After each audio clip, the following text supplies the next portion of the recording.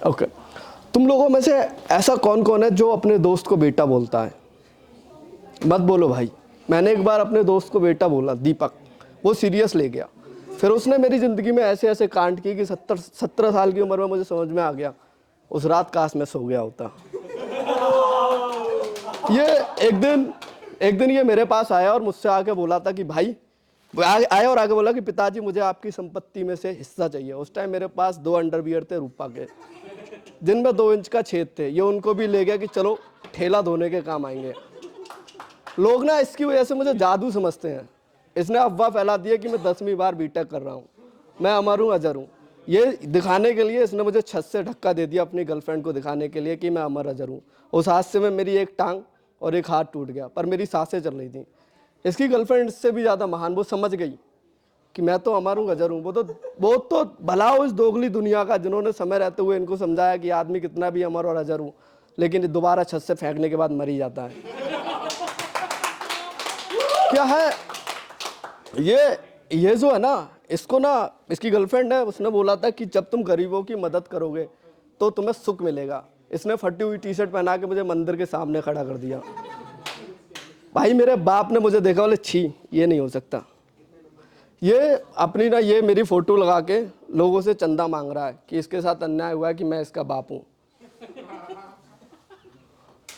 लोग इसकी वजह से मुझे गालियां दे रहे हैं कि आपके और आपके लड़कों की तो शक्ल मिलती नहीं है, शायद भाभी जी को घूमने का ज़्यादा शौक था। ये क्या है कि इसने एक दिन इसका रिजल्ट आया। हम दोनों लोग एक ही क्लास में थे, बाप बेटे। तो रिजल्ट आया था तो मुझे मौका मिल गया। मैंने अपने लिए उस टाइम 220 रुपये की एक बेल्ट खरीदी। मुझे पता था कि ये फेल होगा, पर ये पास हो गया, मैं फेल हो गया। इसने मेरी बेल्ट से मुझे मारा, पैर चल, बेटे की बुराई करा लो, पढ़ाई लिखाई मत कराओ। ये इकलौता ऐसा आदमी है। ये जो आदमी है, इसने क्या किया था कि हम लोग एक दिन कैंटीन में बैठे हुए थे और हमने आशिकों को छेड़ दिया। आशिक थे वहाँ कैंटीन में बैठे हुए थे, हमने उसको छोड़ दिया और उसने बद्दुआ दे दी कि ये दिन तुम हमेशा याद रखोगे। अब मैंने चलो ठीक है, नॉर्मल ही है यार, आप किसी की बेइज्जती कर रहे हो, कोई अपनी गर्लफ्रेंड के साथ बैठा है। मैं उठा, हम लोग चल दिए। मेरे दोस्त का कॉल आया, मतलब मेरी लड़के का, कि पिताजी चलो कहीं घूमने चलते हैं। ये मुझे जंगलों में ले गया। वहाँ में पुलिस ने धर लिया और पुलिस ने बोला कहाँ जा रहे हो? तो हमने कहा, ये बोला कि मुझे अपनी गर्लफ्रेंड से मिलना है। तो पुलिस बोले आप तुम आगे नहीं जा सकते, और हम उनकी चौकी में चले गए। चौकी में हम 6 लोग, 2 पुलिस वाले, 2 मैं, एक रजाई और एक बेड।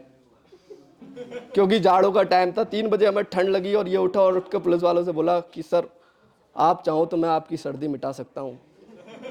पहले पुलिस वाले ने इसकी तरफ देखा, फिर मेरी तरफ, फिर बोला कैसे? इसने बेल्ट खोल दी। पैंट खोल के अंदर से गांजे की पुड़िया निकाली, बोला कि ये लो। बोले हम पुलिस हैं। बोले पुलिस भी तो इंसान होती है, गांजा मेरे पास है और रोल पिताजी बनाते हैं। भाई पहली बार समझ में आया कि कभी भी आशिकों की दुआ बद्दुआ नहीं लेनी चाहिए, और जब यूपी पुलिस से मजाक नहीं करनी चाहिए जब बीजेपी की सरकार हो।